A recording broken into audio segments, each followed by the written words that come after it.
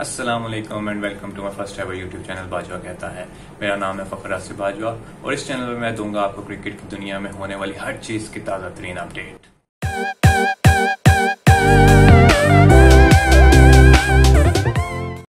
उम्मीद है आप सब लोग खैरियत से होंगे और अपनी ईद की छुट्टियों को एंजॉय कर चुके होंगे। अब बारी है आपके, मेरे और हम सब के पसंदीदा खेल क्रिकेट की। जी हाँ, होने जा रहा है पाकिस्तान वर्सेस इंग्लैंड पहला टेस्ट मैच मैनचेस्टर के मुकाम पर। इस वीडियो में मैं आपको बताऊंगा कि पाकिस्तान के वो 11 खुशकिस्मत शाहीन कौन से हैं जिनका इंतखाब हो चुका है, जो कल मैनचेस्टर के मुकाम पर इंग्लैंड के खिलाफ सर धर की बाजी लगा देंगे। वीडियो का बाकायदा आगाज करने से पहले आप सबसे गुजारिश है कि मेरा चैनल सब्सक्राइब कीजिए, बेल आइकन को दबाइए और वीडियो को एंड तक देखिए। पहले मैं बात करूंगा पाकिस्तान की जो प्लेइंग 11 का कल अनाउंस किया है मिसबाह उल हक ने, जो हिंट्स दिए हैं उन्होंने, उसमें किस प्लेयर की पोजीशन जस्टिफाई होती है उनकी पास्ट परफॉर्मेंसेस से और किन प्लेयर्स की नहीं होती। पहला 2 डे मैच खेला गया 11 जुलाई को, जिसमें PCB green versus PCB white का मुकाबला हुआ। 2 दिन का ये टूर मैच ड्रॉ हो गया। इसमें नोटेबल परफॉर्मेंसेस बाबर आजम के 82 रन, इफ्तिखार अहमद के 86 रन और शाहीन अफरीदी की 4 विकेटें थी। इसके बाद आगाज हुआ पहले 4 डे प्रैक्टिस मैच का। एक टीम की क़यादत अजहर अली, जो हमारी टेस्ट टीम के भी कप्तान हैं, उनको सौंपी गई और दूसरी टीम की क़यादत बाबर आजम को सौंपी गई, जो कि हमारी टेस्ट टीम के वाइस कैप्टन हैं। पहले टूर मैच की जो नोटेबल परफॉर्मेंस थी उनमें रिजवान और अजहर अली की सेंचुरीज और नसीम शाह और सुहेल खान के फाइफर्स थे। दूसरा टूर मैच जो खेला गया वो भी डर्बी के मुकाम पर खेला गया। ये भी 4 दिन का प्रैक्टिस मैच था, लेकिन इस प्रैक्टिस मैच की खास बात यह थी कि इसको फर्स्ट क्लास का स्टेटस दिया गया। 4 दिन के इस मैच में 2 दिन कंप्लीट वॉश आउट हो गए थे, जिसकी वजह से मैच ड्रॉ हुआ। मैच की नोटेबल परफॉर्मेंसेज में सुहेल खान का अगेन फाइफर और बैटिंग में इतनी खास कारकर्दगी कोई बैट्समैन ना दिखा सका, क्योंकि मिसबाह उल हक के मुताबिक ये मैच जो था वो बहुत ग्रीन पिच पे खेला गया था, जिसकी वजह से हाईएस्ट स्कोर शान मसूद का 49 रहा। अब आते हैं इंडिविजुअल परफॉर्मेंसेस पे। इंडिविजुअल परफॉर्मेंस सबसे पहले बात होगी ओपनर्स की। हमारे पास जो ओपनर्स की चॉइस थी स्टार्ट में, उनमें आबिद अली, शान मसूद, इमाम उल हक और फखर जमान थे। फखर जमान को पहले 20 खिलाड़ियों में शामिल नहीं किया गया। इसका मतलब है अब 3 खिलाड़ियों का मुकाबला होगा पहली 2 पोजीशंस के लिए। उसमें आबिद अली की बात की जाए तो इस टूर में उनका टोटल स्कोर 3 इनिंग्स में मिला के 27 रन था, जो कि 9 की एवरेज बनती है।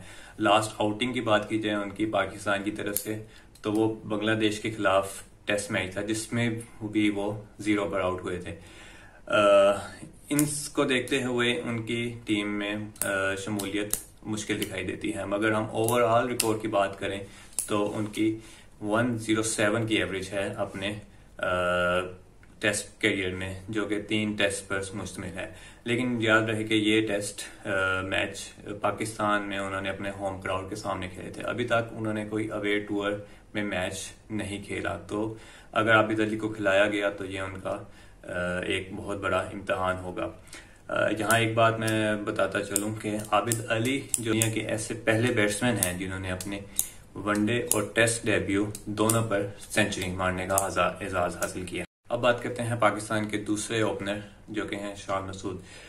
शान मसूद बाबर आजम के अलावा एक वाहिद बैट्समैन है जो पिछले 2-3 अवे टूर्स हैं उनमें काफी बेहतर परफॉर्मेंस का मुजाहिरा करते आ रहे हैं। उनकी टेक्निक काफी सॉलिड है और वो बॉलिंग में भी हमें ब्रेक थ्रूज दिलवा सकते हैं। इस टूर में इनकी कारकर्दगी इतनी स्टैट्स के लिहाज से तो बेहतर नहीं रही, लेकिन इनकी टेक्निक, जैसे मैं पहले बता चुका हूँ, कि काफी बेहतर दिखाई देती है।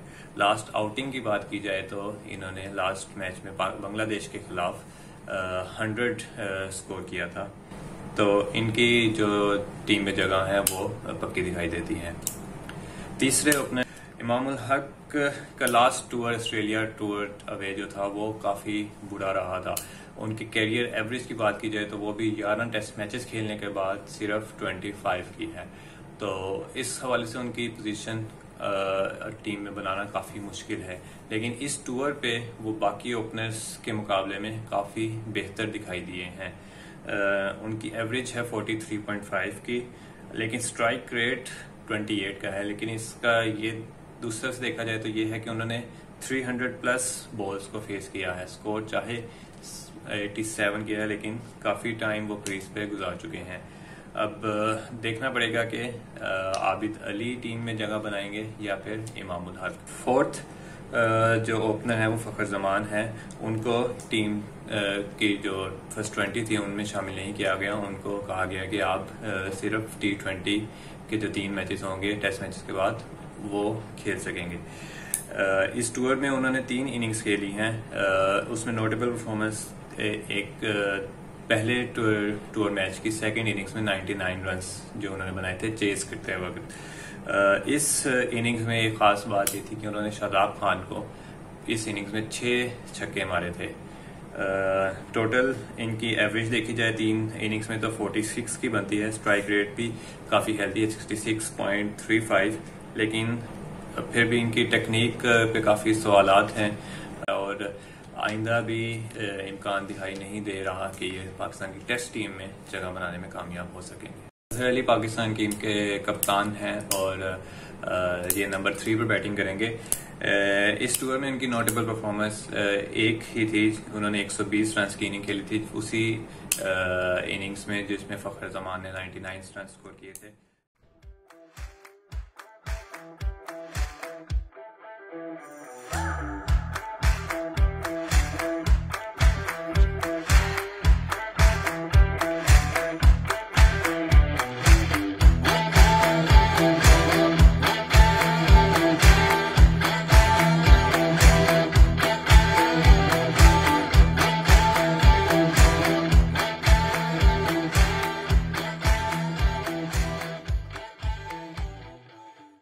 टोटल एवरेज इनकी अभी तक की है 46.25 और लास्ट आउटिंग जो थी इनकी बांग्लादेश के खिलाफ उसमें ये 34 रन्स बना के आउट हुए थे। उससे पहले एक मैच में ये सेंचुरी बना चुके हैं, लेकिन पिछले 3 सालों से अगर देखा जाए तो अजहर अली की परफॉर्मेंस काफ़ी नज़ली का शिकार है। बाबर आजम टेस्ट टीम के वाइस कप्तान अब एक पाकिस्तान क्रिकेट की बैटिंग लाइनअप में एक बैकबोन की हैसियत रखते हैं। उनके टेस्ट करियर का आगाज इतना बेहतरीन नहीं रहा था जितना उनके ODIs और T20s का रहा था। काफ़ी सालों तक उनकी जो एवरेज है टेस्ट की वो 20-25 के बीच में रही थी, लेकिन अब पिछले 1-2 साल में उन्होंने काफ़ी अपनी टेस्ट बैटिंग को इम्प्रूव किया है जिससे उनकी एवरेज 45 तक जा चुकी है और इस वक्त वो दुनिया के नंबर 6 टॉप बैट्समैन में उनका शुमार होता है। जहाँ तक बात की जाए उनके ग्रेटनेस का तो ये टूर उनके लिए एक डिफाइनिंग मोमेंट में होगा। लास्ट ईयर हमने देखा कि वर्ल्ड कप में उन्होंने काफ़ी बेहतरीन परफॉर्मेंस का मुजाहिरा किया था।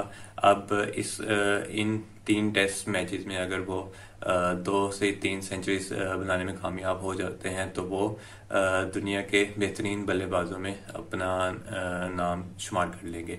इस टूर की बात की जाए तो 2 जो टूर मैचेस हुए हैं उनमें वो कोई इतना बड़ा स्कोर करने में तो कामयाब नहीं हो सके, लेकिन ग्लिम्पसेस उनकी बैटिंग में नज़र आते रहते हैं। 150 उन्होंने स्कोर की, जिस टोटल एवरेज जो उनकी रही वो 42.3 की थी, which is still not bad, लेकिन उनका कैलिबर जो है अब वो 70 से 80 की एवरेज तक का है।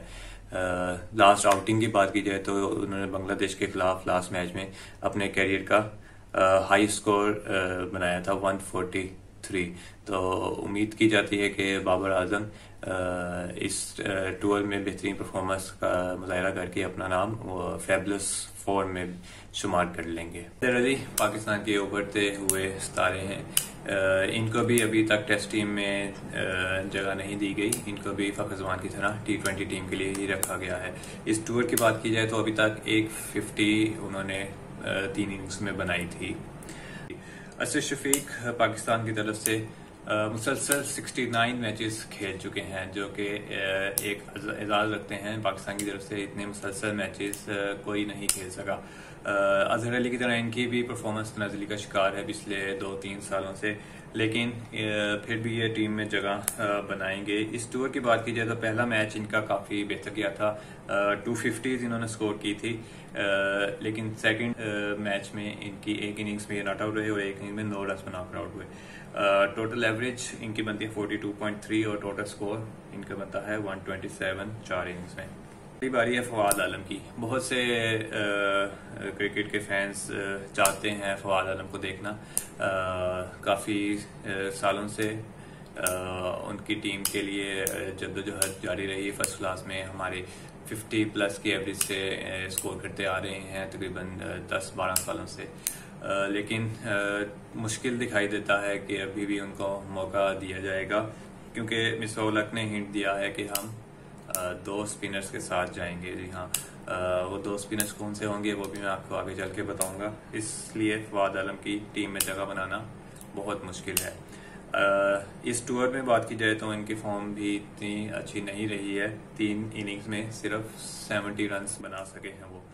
इफ्तिखार अहमद को शुरू में काफ़ी हाई रेट किया जा रहा था ऑस्ट्रेलिया टूर में, जब उन्होंने एक T20 इनिंग्स काफ़ी अच्छी खेली और पाकिस्तान टीम की इज्जत बचाई थी। उसके बाद उनको पाकिस्तान की टेस्ट टीम में भी शामिल किया गया ऑस्ट्रेलिया के टूर में, लेकिन वो बुरी तरह नाकाम हुए।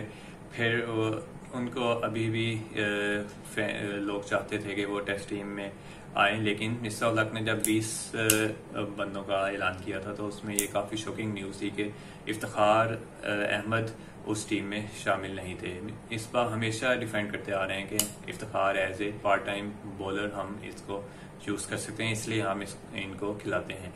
लेकिन इस बार वो 20 बंदों में शामिल नहीं थे। उनकी परफॉर्मेंस जो टूर मैच में थी वो भी इतनी खास नहीं थी, जो कि आप देख सकते हैं। अब बारी आती है दुनिया के नंबर 1 ऑलराउंडर फ़हीम अशरफ की। फ़हीम अशरफ किसी तारुफ के मोहताज नहीं है। इस वक्त वो अपनी बेस्ट फॉर्म में है, जिसका अंदाज़ा आप उनके टूर मैचेस में परफॉर्मेंस से देख सकते हैं। Batting average 3, total score 6, bowling average 39, total wickets 4। ये नंबर इस बात का सबूत हैं कि दुनिया के पहले ऑलराउंडर। अब बात करेंगे कौन सा विकेट कीपर पाकिस्तान की 11 में जगह बनाने में कामयाब होगा। हमारे पास 2 ऑप्शंस हैं, जिसमें रिजवान और सरफराज हैं। रिजवान की परफॉर्मेंस की बात की जाए तो वो ऑस्ट्रेलिया टूर काफ़ी अच्छा खेले, फिर पाकिस्तान की जो होम सीरीज थी वो भी काफ़ी अच्छा खेले, और सरफराज जबकि पिछले 1 साल से टीम से बाहर हैं। उनको इस टीम में as backup wicket keeper include किया गया था। रिजवान ने इस टूर में अब तक की 3 इनिंग्स में एक 50 नॉट आउट, एक 100 नॉट आउट और एक 18 रन की इनिंग खेली। बाकी बैट्समैन के से मुकाबला किया जाए तो इस टूर में सबसे ज़्यादा रन्स बनाने वाले बैट्समैन मोहम्मद रिजवान है, और सबसे ज़्यादा एवरेज भी मोहम्मद रिजवान की है। तो Rizwan as first choice wicket keeper playing 11 का हिस्सा होंगे, जबकि सरफराज अहमद ने की फॉर्म पे सवालिया निशान है। इस टूर पे भी वो कुछ खास कारकर्दगी ना दिखा सके, और उम्मीद नहीं रख सकते कि वो पाकिस्तान की टीम का हिस्सा होंगे आने वाले मैचेस में। स्पिनर्स और ऑलराउंडर्स में एक नाम शादाब का इस्तेमाल किया जा रहा है, जो कि एज स्पिनर पाकिस्तान टीम में आए थे, लेकिन अब वो स्पिनर से ध्यान हटाकर सिर्फ बैटिंग पर तवज्जो किए गए हैं, जिसकी ताज़ा मिसाल PSL में दिखाई दी गई।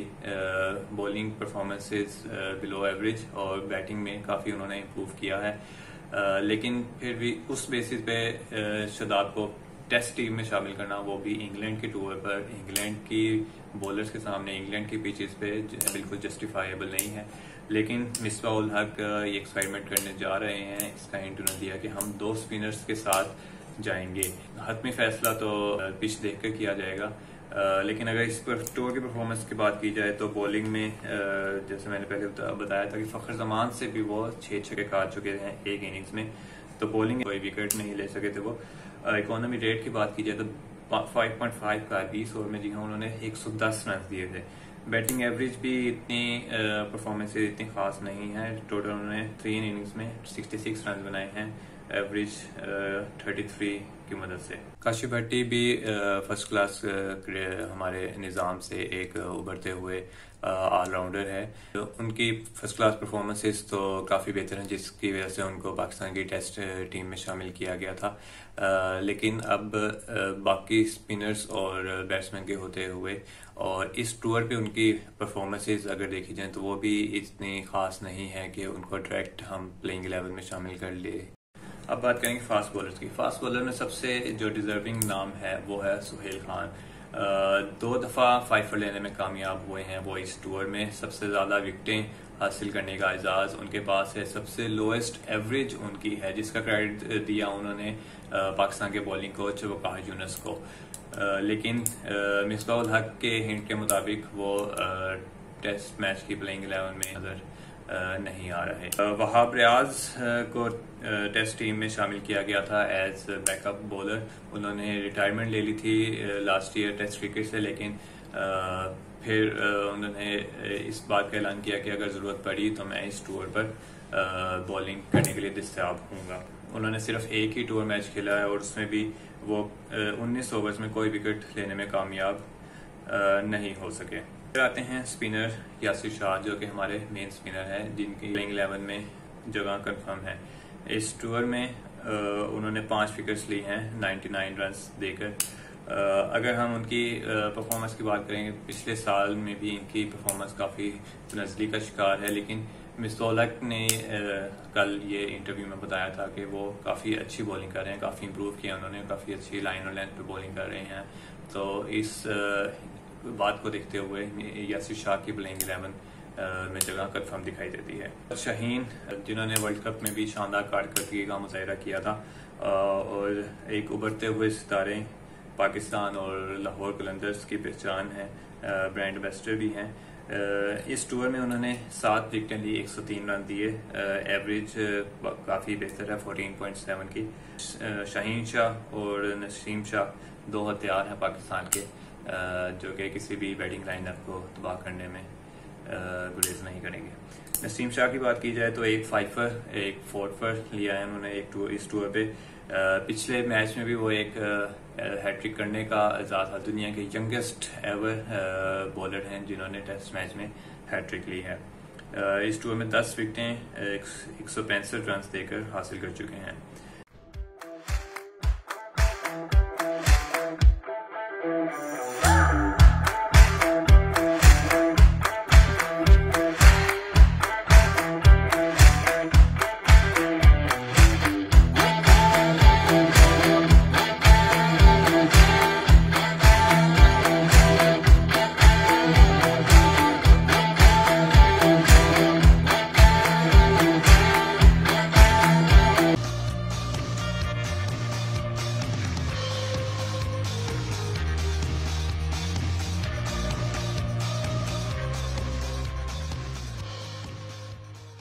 तीसरे जो हमारे बॉलर होंगे वो होंगे अब्बास इस टूर 1 की एवरेज में 5 विकेटें लेने में कामयाब हुए।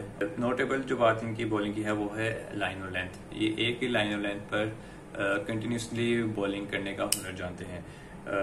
इंग्लैंड रिकॉर्ड पास इनका काफ़ी अच्छा है, काउंटी एक्सपीरियंस काफ़ी रखते हैं ये, और इनका इकोनॉमी रेट इस टूर पर भी देखा जाए तो सिर्फ 1.59 का है। हालांकि इन्होंने 66 ओवर्स कराए, सब बॉलर्स में से ज़्यादा ओवर्स कराए अब्बास ने 66। फिर बात करेंगे शिमवारी और इमरान खान सीनियर की। ये दोनों भी टेस्ट टीम में इन आउट होते आए हैं पिछले 1-2 साल से। शिमवारी की इस टूर परफॉर्मेंस सिर्फ 1 विकेट ले सके, वो 134 रन देके, जबकि इमरान खान ने 2 विकेटें ली 104 रन देके। ये दोनों भी पाकिस्तान की फर्स्ट प्लेइंग 11 में शामिल नहीं होंगे। जो मेरी पसंद की प्लेइंग 11 है उसमें मैं आबिद अली और इमाम दोनों 60-40 है। आबिद अली 60%, इमाम 40%, जिसकी रीज़न मैं आपको बता चुका हूँ। सेकंड पे शान मसूद, थर्ड पे आएंगे अजहर अली, फोर्थ पे बाबर आजम, फिफ्थ पे अजहर शफीक, सिक्स पे मोहम्मद रिजवान, 7 पे मैं चाहता था फवाद आलम आए, लेकिन मिसबाहुल हक ने जो हिंट दिया है उसके मुताबिक शादाब खान खेलेंगे। 8 पे मैं चाहता था यासिर शाह या सुहेल खान आए, डिपेंडिंग ऑन पिच क्या बिहेव करिए। अगर वो स्पिनर्स को थोड़ा सपोर्ट करिए तो यासिर शाह खेले, अगर वो ग्रीन पिच है बिल्कुल फास्ट बॉलर्स के लिए सपोर्ट करेगी तो हम सुहेल खान के साथ जगह जा सकते हैं। उसके बाद नसीम शाह, शाहीन शाह और अब्बास हैं। मिसबा ने बताया कि ये जो टेस्ट मैच कल खेला जाएगा ये उसी पिच पर खेला जाएगा जिस पे वेस्ट इंडीज सेकंड और थर्ड मैच खेल चुके हैं। तो उस मैच में भी हमने देखा था कि स्पिनर्स को काफी हेल्प मिल रही थी, जिसकी बेसिस पे मिसबा ने डिसाइड किया कि हम 2 स्पिनर्स के साथ जाएंगे।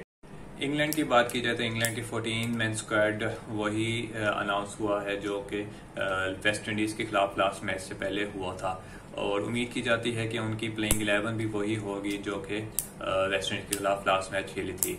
इसमें एक बात याद रखनी पड़ेगी कि बेन स्टोक्स जो थे वो सिर्फ एज बैट्समैन उन्होंने हिस्सा लिया था टेस्ट मैच में, तो अभी अगर उनकी इंजरी से वो सेहतयाब नहीं हो सके तो वो ये मैच भी एज बैट्समैन खेलेंगे, तो ये प्लेइंग 11 बिल्कुल सेम रहेगी। अगर वो फिट हो चुके हैं और वो एज एन ऑलराउंडर प्लेइंग 11 का हिस्सा होंगे तो इंग्लैंड टीम एक बॉलर को बिठाकर एक बैट्समैन के साथ जाएंगी। अब देखना ये होगा कि बॉलर किसको वो रेस्ट देंगे। उसमें नोटेबल जो उनकी परफॉर्मेंस थी लास्ट टाइम वो वोक्स की थी पाकिस्तान के अगेंस्ट। उन्होंने सबसे ज़्यादा विकेटें हासिल की थी पाकिस्तान के अगेंस्ट, तो वोक्स को मेरा नहीं ख्याल कि वो निकालेंगे। उसके अलावा ब्रॉड एक्सेप्शनल बॉलिंग कर रहे हैं पिछले 1-2 सालों से, उनको निकालना भी काफ़ी मुश्किल है। और आर्चर और एंडरसन भी अपने अपना काम रखते हैं, तो आई थिंक अगर वो स्पिनर्स को निकालना चाहें तो डोम बेस को निकालेंगे, और अगर फास्ट बॉलर को निकालना चाहें तो एंडरसन या आर्चर में से एक को रेस्ट दिया जाएगा। किसी वर्ल्ड टेस्ट चैंपियनशिप की बात की जाए तो इस वक्त पाकिस्तान 5वें नंबर और इंग्लैंड जो है वो 30वें नंबर पर विराजमान है। इस सीरीज के जो पॉइंट्स हैं टोटल वो हैं 120 पर मैच। 40 पॉइंट्स टीम को मिलेंगे। ड्रॉ होने की सूरत में 20 पॉइंट्स दोनों टीम्स को दिए जाएंगे। तो अगर पाकिस्तान 3-0 से ये सीरीज विन करता है तो पाकिस्तान इंग्लैंड को पीछे छोड़ते हुए 3rd पोजीशन पर पहुंच जाएगा। तो ये सीरीज जीतना पाकिस्तान के लिए काफ़ी इम्पोर्टेंट है। पिछले 5 मुकाबलों की बात की जाए तो 3 मुकाबले इंग्लैंड ने जीते और 2 मुकाबले पाकिस्तान ने जीते। ये 5 मुकाबले इंग्लैंड की सरजमीन पर खेले गए थे। उम्मीद करते हैं कि पाकिस्तान काफ़ी अच्छी परफॉर्मेंस देगा और काफ़ी टफ टाइम देने में कामयाब होगा इंग्लैंड को, और पाकिस्तान के लिए दुआ है कि वो हम ये मैच जीतें। अब वीडियो देखने का बहुत बहुत शुक्रिया। अगर आपको वीडियो पसंद आई है तो लाइक करें और अपने दोस्तों और रिश्तेदारों के साथ शेयर करना मत भूलिएगा। शुक्रिया।